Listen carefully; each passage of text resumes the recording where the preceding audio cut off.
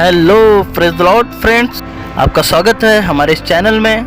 और आज का यह वीडियो बहुत ही स्पेशल होने वाला है। और फ्रेंड्स, जिस प्रकार से हम यह देखते हैं कि बाइबल के बहुत से कैरेक्टर हैं जो अभी भी अनसुलझे हैं, जिसे हमारे चैनल के माध्यम से हम आप तक के पहुंचाते हैं। और इन सारी बातों की जानकारी हमारे बीच में लेकर आते हैं रेवरेंड हनोक डेविड, जो कि अंत के दिनों के प्रचारक हैं। सो फ्रेंड्स, हमारे इस वीडियो को लाइक करिए, शेयर करिए और हमारे इस चैनल को सब्सक्राइब करिए और बेल आइकॉन जरूर दबाएं ताकि हमारे आने वाले नए वीडियो आप तक आसानी से पहुंच सके। जय मसीह की।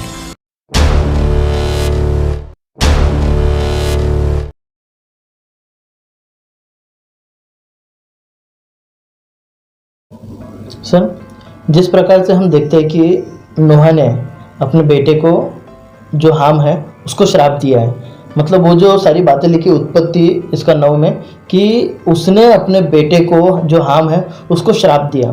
तो बहुत सारे 75% लोग ये कहते हैं सर कि उसने जो श्राप दिया उसके साथ उसके बेटे ने नग्न देखकर उसके साथ होमोसेक्स किया। हाँ, और 75% ये लोग कहते हैं। और सर 25% लोग कहते हैं कि उसने अपने बाप को नग्न देखा इसलिए उसने उसे श्राप दे दिया। तो सर इस बात को कैसे बता सकते हैं कि उसने श्राप क्यों दिया इस बात अपने बेटे को? सर इतनी सी बात के लिए कोई श्राप नहीं दे सकता, तो आप इसके बारे में क्या बता सकते हैं कि उसने क्यों अपने बेटे को श्राप दिया?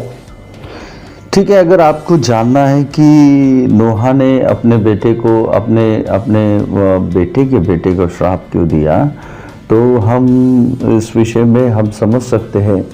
देखिए, कई लोग मानते हैं इसे कि नोहा के बेटे हाम ने उसके साथ होमोसेक्स किया।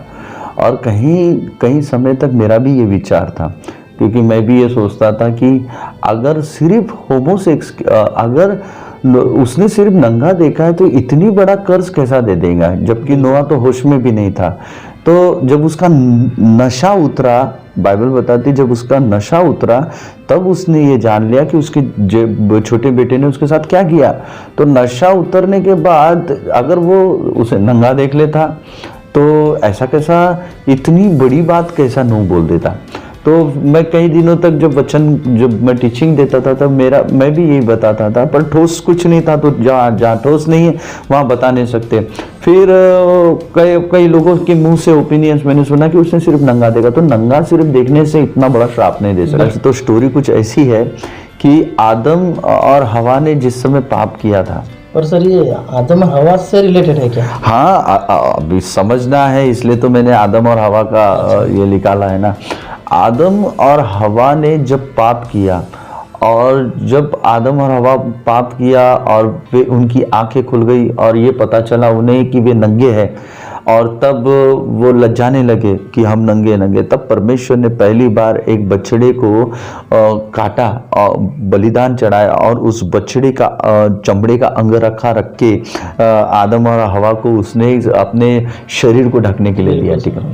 सो जैसी ये स्टोरी आगे बढ़ती गई तो फिर आदम ने उस स्मरण में कि मेरे परमेश्वर ने मुझे वो बलिदान करके वो दिए थे, और मेरे परमेश्वर के हाथों से ही पहनाए हुए वस्त्र उसको, इसलिए आदम और हवा बहुत महत्व देते थे। तो इसलिए उन्होंने फिर वो अपने बेटे शेत को दिया।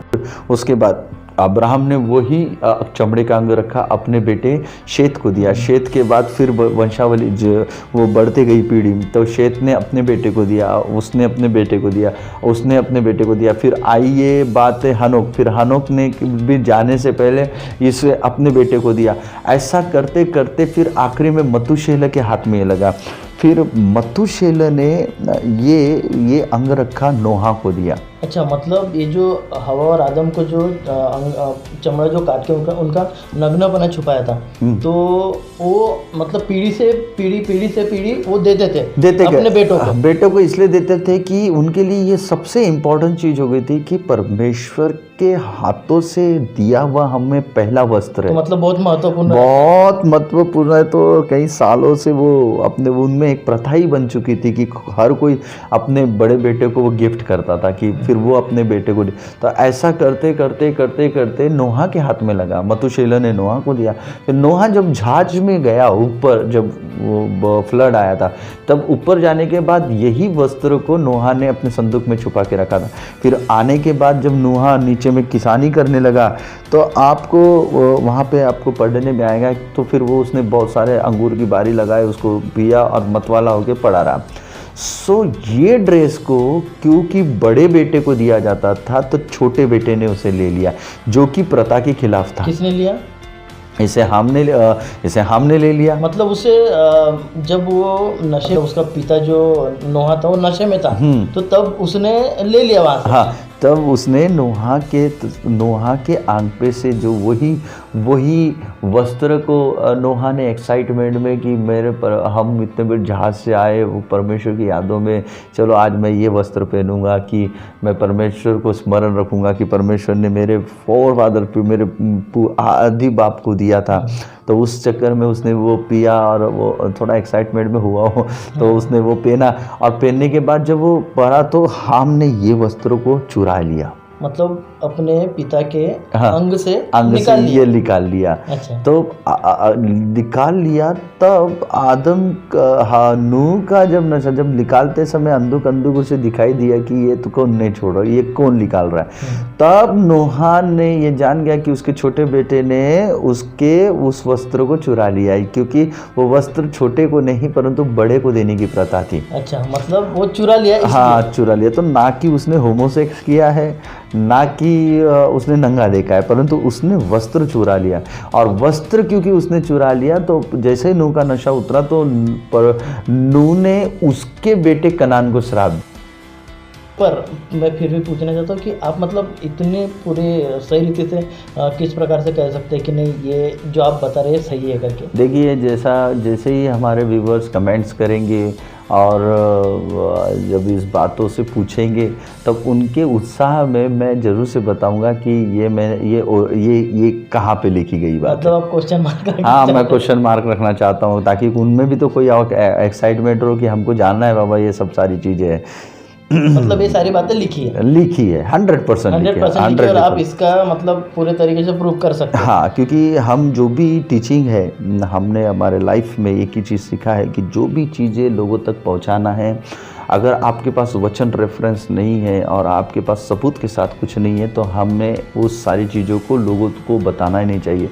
और सबसे पहली बात तो लॉजिक तो बिल्कुल नहीं बताना चाहिए। बिल्कुल सर।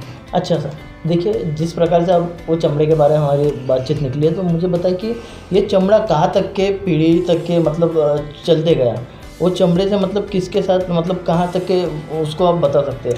ठीक है, अभी ये चमड़ा जो था उस चमड़े ने फिर श्राप दिया तो फिर हाम ने कनान को दिया, फिर कनान ने फिर अपने बेटे कुश को दिया, फिर कुश ने अपने बेटे निम्रोद को दिया। ये अंगरखा फिर निम्रोद तक पहुंचाया गया। अच्छा, उसने खुद दिया? निम्रोद को दिया, कुश ने निम्रोद को दिया। ठीक है, सो निम्रोद तक वो पहुंचा कपड़ा, और फिर उसके बाद फिर निम्रोद का भी मर्डर जब हो जाता है, जैसा हमने अपने पिछले भी एपिसोड में बताया कि निम्रोद का भी मर्डर जिसने किया है, किस प्रकार से? हाँ, वो निम्रोद का भी मर्डर करने वाला एसाव है। हाँ, एसाव है। तो एसाव ने उसका मर्डर किया और फिर वो वस्त्र हो सकता है एसाव के पास हो या तो हो सकता है निम्रोद के पास से कहीं चले गए हो। अच्छा सर, तो निम्रोद, अच्छा ठीक, ये कंफर्म है कि निम्रोद के पास था करके? हाँ, क्योंकि बाइबल में इस बारे में मतलब लिखा नहीं है। तो आप निम्रोद के बारे में कुछ बता सकते हैं, निम्रोद की हिस्ट्री? जैसे कि निम्रोद के नाम, जिस प्रकार से सर कि कुश को श्राप दिया गया, ठीक है, तो इस श्राप के मतलब आधीन में कौन कौन आया, या फिर किस प्रकार से इस श्राप को मतलब उसके जीवन में कुश के वंशावली में देखा जा सकता है? ये तो श्राप तो पीढ़ी दर पीढ़ी चलता रहा और निम्रोद भी श्राप के अधीन में आया। और निम्रोद क्योंकि श्राप के अधीन में आया, ये निम्रोद परमेश्वर के नज़र में एक सामर्थी लड़वैया था। अच्छा, ठीक है। और ये जो निम्रोद है, ये अगर निम्रोद के बारे में आपको और डिटेल्स अगर जानना है तो निम्रोद को हम देखते हैं कि निम्रोद वॉज ए अफ्रीकन, काला था। निम्रोद काला था। क्यों? क्योंकि कुश जो है आज के ज़माने की इथोपियंस यानी अफ्रीकन लोग। हाँ ठीक है।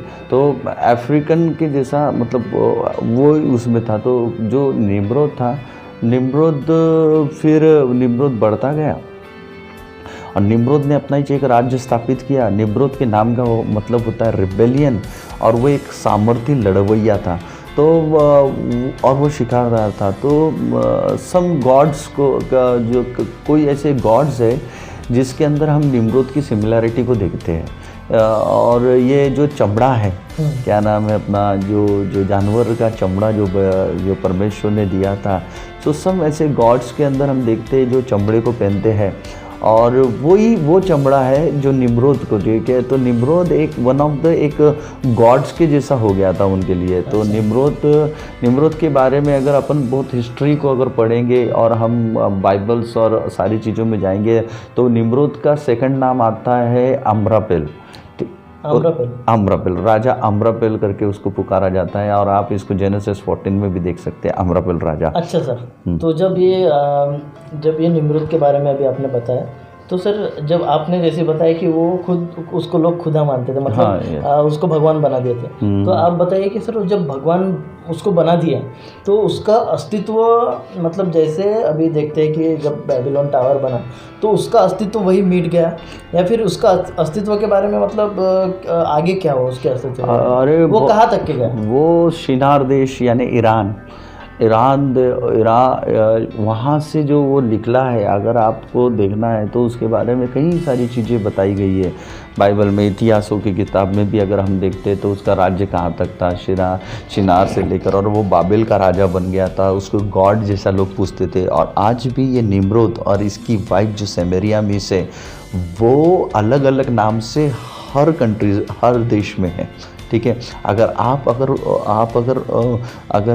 रोम में जाओगे तो निम्रोद को और उसकी वाइफ को सेमेरियामिस को लोग अपोलो और डायना के नाम से। अपोलो और डायना कहाँ पर?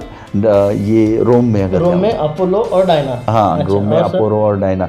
और अगर आप मिस्र में जाएंगे तो साइरस एंड इसिस नाम से रोम को और उसकी निम्रोद को और उसकी वाइफ को साइरस एंड इसिस के नाम से पहचानते हैं। साइरस और हाँ इसिस के नाम से। अगर बाइबल में अगर और भी आप डिटेल्स राजाओं की किताब में अगर पढ़ोगे तो इसी निम्रोद को बाल और एस्तोरेत नाम से दोनों हस्बैंड वाइफ को पहचाना गया। राजा की किताब में देखो, बाल के पुजारी जो बोलते थे, अच्छा, बाल के पुजारी, हु इज दैट बाल, वो बाल देवता कौन है, ठीक है, वही निम्रोद है। तो वही निम्रोद है, बाल देवता जो है वही निम्रोद है। और इसकी वाइफ जो सेमेरियामिस है, वो बाइबल बेबीलोन में इनको बाल और एस्तोरेत नाम से पहचाना गया, ठीक है। और अगर इनको सीरिया में अगर आप देखेंगे तो इनको दूसरे नाम से पहचाना गया। तो ऐसे डिफरेंट अनाहिता, मित्रा अनाहिता नाम से इनको पहचाना गया। तो ये डिफरेंट कंट्रीज़ में अलग अलग नाम से स्प्रेड हो गए, ठीक है। तो मिस सेमेरियास जो थी वो सिमिलर टू थी, और इसकी जो वाइफ, निम्रोद की जो वाइफ थी वो सेमेरिया मिस, उसकी खासियत थी कि वो शेर के ऊपर बैठने वाली थी, ठीक है। शेर क्योंकि शिकारदार थे ना दोनों भी, तो इसकी वाइफ भी शेर के ऊपर बैठने वाली, इसका सिंबॉलिक है। तो हर देश में ये दोनों भी भगवान, देवी और देवता के नाम से हर कंट्रीज में फैले। जैसा मैंने रोम में बताया आपको ये कहाँ पर है, तो आपको मालूम है कि आप जब प्रेरितों के काम में 7वां अध्याय में जाए तो इसी को अर्थमिस नाम से भी पहचाना गया, सेमेरियामिस को। अच्छा, बाइबल में मतलब जो बताया गया है, हाँ, जो देवी देवताओं के बारे में, तो उनमें ये दोनों भी शामिल आते हैं। अच्छा, ये दोनों भी आते हैं? हाँ, निम्रोद और उसकी वाइफ सेमेरियामिस शामिल आते हैं, ठीक है। अच्छा सर, ठीक है। तो बहुत ये बातें जो आपने बताई सर, बहुत हमारे व्यूअर्स को ये बहुत अच्छी लगेंगी। पर सर इस सारी बातों को आप कुछ मतलब प्रूफ के साथ बता सकते हैं? हाँ, प्रूफ के साथ जरूर से बताएंगे। जब हम इस एपिसोड्स में आगे बढ़ते रहेंगे तो हम और भी प्रूफ के साथ बताएंगे लोगों को, कि लोगों के हमें कमेंट्स चाहिए, और लोग अगर और जानना चाहते हैं तो हम और भी उन्हें बताएंगे और भी उनको टीच करेंगे, ताकि वे उन सारे स्ट्रक्चरलॉजी को समझ पाए। अच्छा सर, फिर से सर बहुत अच्छी बातें आपने बताई हमें। पर फिर से अब जब नोहा के बारे में निकला ही है, मतलब उसका सब्जेक्ट निकला ही है, तो आप हमें ये बता सकते हैं नोहा के बारे में कि उसकी जो 3 बहुएं थी, कि 3 बहुएं जो थी वो कहाँ से आई। सी अगर नोहा की जो बहुओं को आपको अगर जानना है तो आप नोहा की बहू जो थी वो मतुशेलह के बेटे की लड़कियां थी। बाइबल में लिखा है सर ये? Yes yes yes. अच्छा। मैं आपसे बताना चाहता हूँ कि जो भी चीज़ मैं यहाँ से बोल रहा हूँ वो विदाउट वचन कोट्स में कुछ भी नहीं बताता हूँ, और हम बता नहीं सकते। वो बहुएं जो थी वो जो नोहा जो जहाज पे गया तो वो मतुशेलह के लड़के की बहुएं थी। और एक और ख़ास बात आपको बताना चाहता हूँ, क्योंकि आपने नूह की बात को छेड़ डाला। लोग ये समझते कि अकेला नूह प्रचारक था जहाज के समय। जहाज जब वो फ्लड आ रहा था तो 2 जन प्रचारक थे जिन्होंने साथ में मिलकर लोगों को ये दिया। बाद में मतुशेलह तो मर गया, तो मतुशेलह और नोहा ये दोनों प्रचारक थे। हाँ, दोनों प्रचारक थे और 2 प्रचार करते थे। तो ये मतुशेलह की जो लड़के की जो लड़कियां थी मतुशेलह की, तो वही नोहा की बहुआ बन गई।